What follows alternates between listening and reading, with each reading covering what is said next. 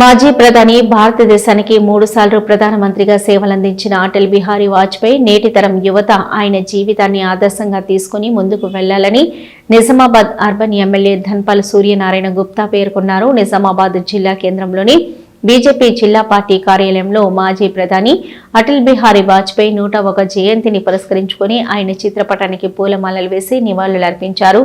ఈ సందర్భంగా ఎమ్మెల్యే మాట్లాడుతూ అపర మేధావి కవి అయినటువంటి మాజీ ప్రధాని అటల్ బిహారీ వాజ్పేయి మాటల్లో మృదుత్వం, అందరినీ ప్రేమగా పలకరించే స్వభావం కలిగిన వ్యక్తి.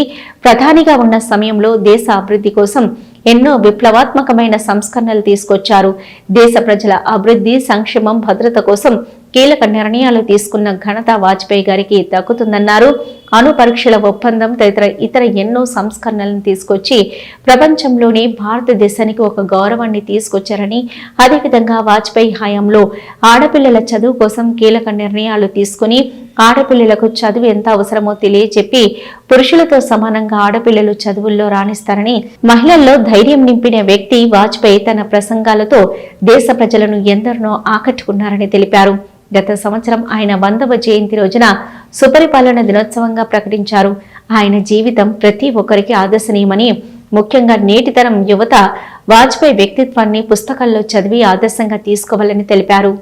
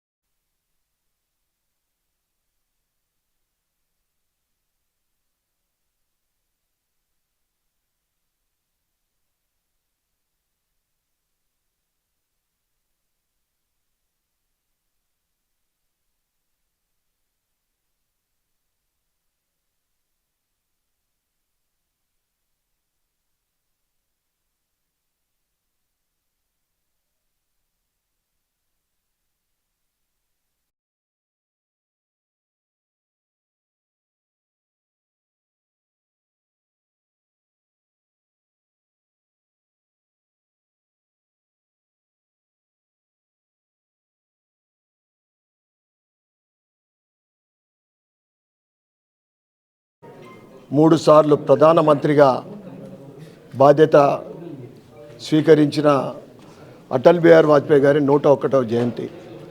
గత సంవత్సరము 100వ జయంతి సందర్భంగా ఈ సంవత్సరం మొత్తం కూడా వాజ్పేయి గారి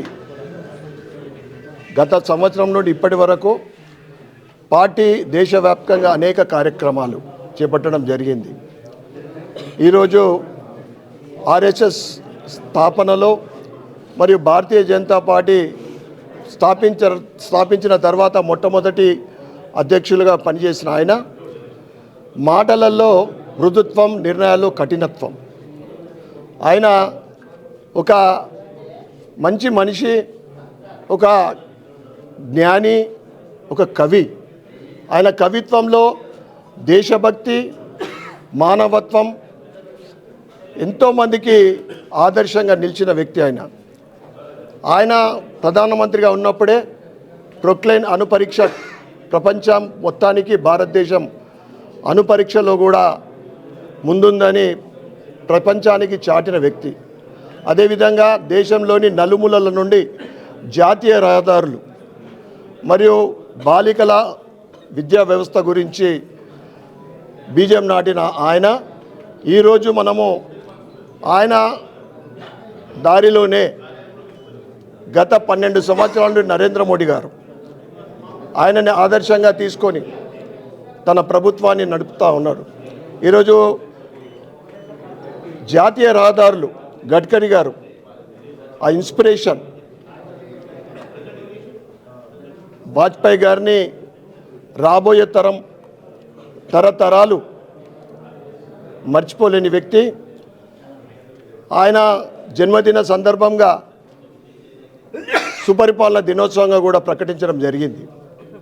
ఈరోజు మరొకసారి ఆయన జన్మదిన సందర్భంగా భారతీయ జనతా పార్టీ నాయకులకు, కార్యకర్తలకు మరియు మీడియా మిత్రులందరికీ శుభాకాంక్షలు తెలియజేస్తూ మా అందరికీ ఒక స్ఫూర్తిదాయకమైన వాజ్పేయి గారు రాబోయే తరం ముఖ్యంగా యువకులు ఆయనని ఆదర్శంగా తీసుకొని ముందుకు నడవాలని కోరుకుంటూ భారత్ మాతాకి జై.